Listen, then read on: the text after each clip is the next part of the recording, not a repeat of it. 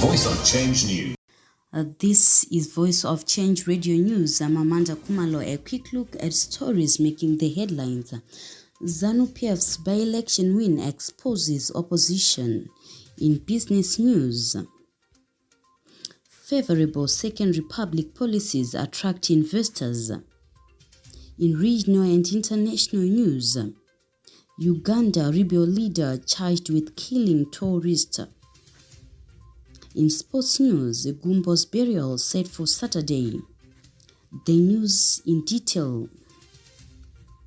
Zanu Pf's landslide victory in Saturday's Gutu West by-election shows that the Revolutionary Party remains the only party of choice in Masvingo province in particular and Zimbabwe in general. The Revolutionary Party's leadership in the province has said the party's candidate, Zanu Pf Deputy Secretary for Youth Affairs in the Politburo, Comrade John Paradza, landed the seat after polling 12,147 votes.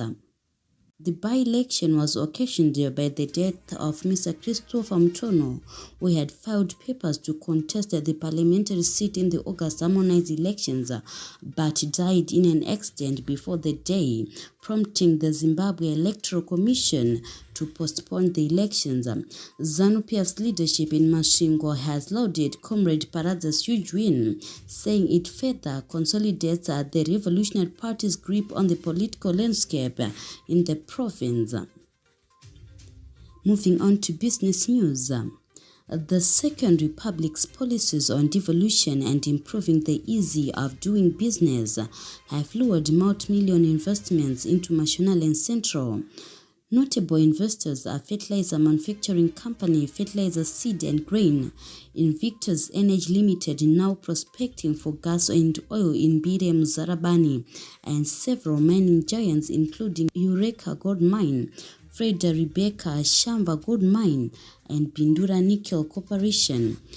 The latest addition is Chuman Chemicals Private Limited, which manufactures water treatment chemical, aluminum sulfate in a new plant commissioned by President Mnangagwa recently.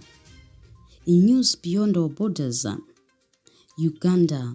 The leader of a rebel group in Uganda was charged on Monday with terrorism and murder following the fatal attack on two foreign tourists and their driver by an armed commando in a national park last month.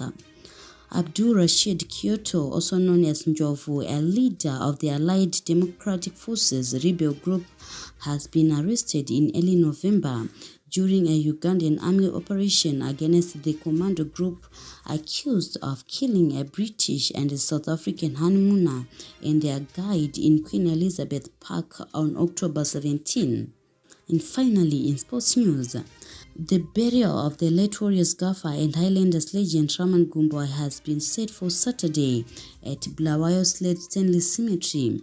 The late Gumbo died last Friday at Francistown Academic Hospital, where he was admitted after falling sick at his Palapi home in the western neighboring country.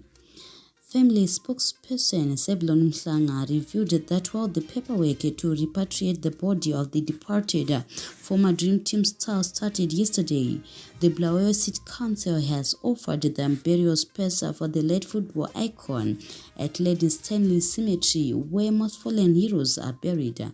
That brings us to the end of this bulletin. Voice of Change News.